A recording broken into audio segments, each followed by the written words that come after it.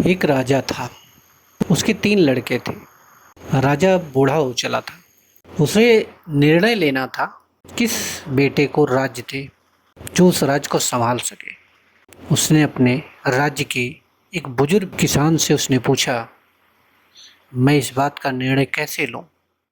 उस किसान ने कहा, एक छोटी सी तरकीब है, उसी को आजमाओ। एक दिन सुबह वह राजा अपने तीनों बेटों को बुलाता है और उन्हें एक एक बोरी गेहूं देके कहता है, मैं तीर्थ यात्रा पे जा रहा हूँ, कुछ पता नहीं कब लौटूं, इन्हें तुम संभाल के रखना, जब मैं लौट के आऊँगा तो दे देना। तीनों बच्चे बात पे राजी हो गए और वह राजा तीर्थाटन के लिए निकल गया। राजा के चले जाने के बाद उस बड़े लड़के ने सोचा, गेहूं को मैं संभाल के रख दूं, तिजोरी में रख दूं, जिससे पिताजी आएंगे और मैं उसको दे दूंगा। और यह सोच के गेहूं का बोरा तिजोरी के अंदर बंद कर दिया और उसने बड़े बड़े ताले लगा दिए, ताकि जब पिताजी लौटे मैं पूरा एक एक दाना उनको वापस दे सकूं। फिर उसके छोटे भाई ने सोचा, पिताजी पता नहीं कब लौट के आएंगे, मैं इन दानों को फेंक देता हूँ। ये सोच के उसने खेत में फेंकवा दिए और निश्चिंत हो गया कि जब पिताजी आएंगे इसमें से दाने उगे होंगे और मैं सब उनको दे दूंगा। हाँ, उसने उस खेत पर कोई ध्यान नहीं दिया, न उसने उस खेत को तैयार कराया और जैसा था वैसे ही फेंकवा के वो निश्चिंत हो गया। अब छोटे भाई की बारी आई। छोटे भाई ने देखा, बड़े भाई ने तो गेहूं को तिजोरी में रख दिया और बीच वाले भाई ने खेत में ऐसे ही फेंक दिया।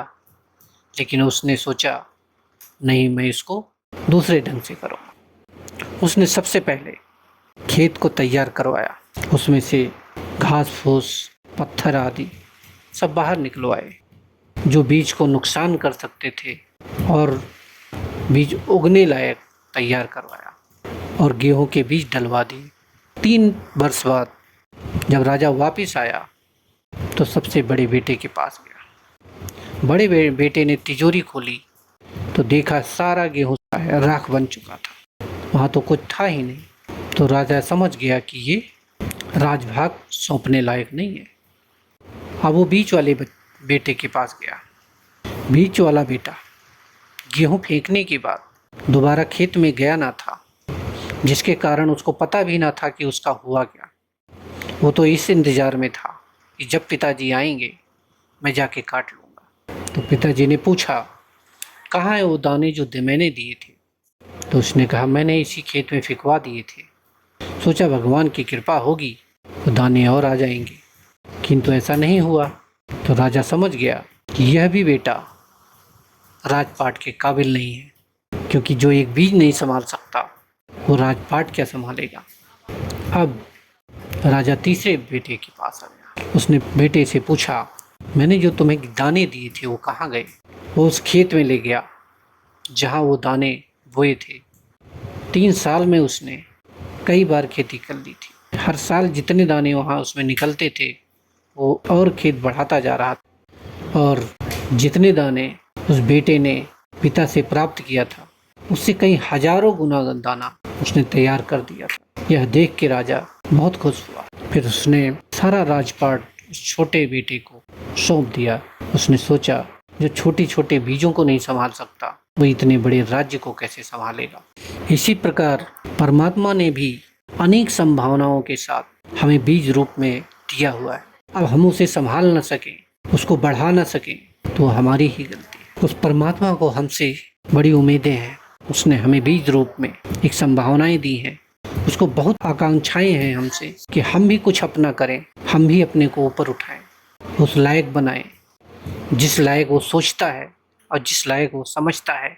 हम भी उन 3 बेटों की भांति, कोई तो हम में उस परमात्मा से प्राप्त चीज़ों को तिजोरी में बंद करके बैठा है, और कोई तो दूसरे बेटे की तरह अनजाने में फेंका हुआ है। हम में से कुछ लोग उसमें बोते हैं, बस भूमि नहीं तैयार करते, बीज को नहीं चेक करते, फसल नहीं तैयार करते। इससे क्या होता है, और जिससे कोई परिणाम नहीं आता, वो बीज, वो परमात्मा की दी हुई ज्ञान, वो निष्क्रिय बीज की तरह रह जाते हैं।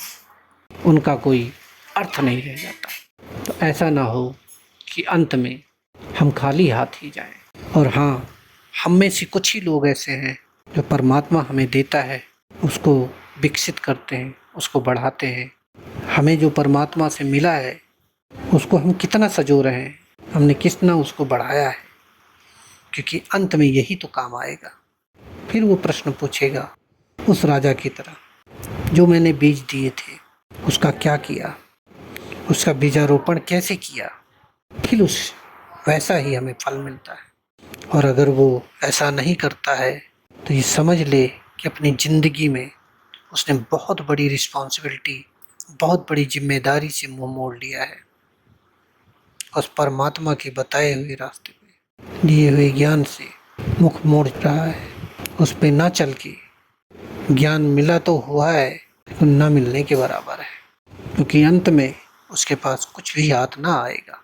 एक दिन उसकी बहुत बड़ी सजा भोगनी पड़ेगी। तो ये मत समझना कि हम आज बेसुध हुए हैं, सुध तो हमें लेनी पड़ेगी। बेहोशी से जागना होगा अंत समय में कि क्या खोया और क्या पाया है। ओम शांति।